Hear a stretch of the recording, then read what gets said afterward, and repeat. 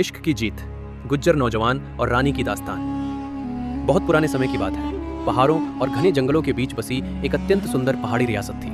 उसी रियासत के निकट इरफान नाम का एक गुज्जर नौजवान रहता था। इरफान गरीब अवश्य था, लेकिन उसका हृदय साहसी और स्वभाव अत्यंत नेक था।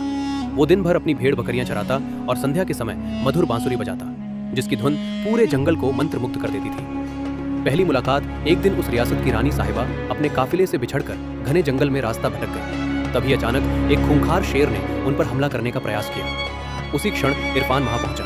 उसने अपनी जान की परवाह किए बिना केवल अपनी लाठी और अदम्य साहस के बल पर शेर को भगा दिया। रानी साहिबा उसकी वीरता, सरलता और आंखों में छिपी सच्चाई देखकर स्तब्ध रह गई। कठिन परीक्षा।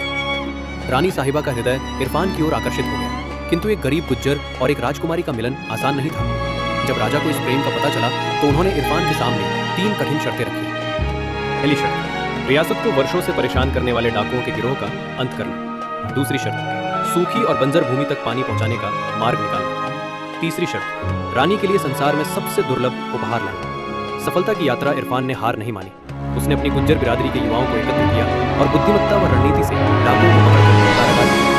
इसके बाद उसने पहाड़ों की गहराइयों को समझते हुए एक प्राचीन नदी का मार्ग बदलकर सूखी भूमि तक पानी पहुंचाया।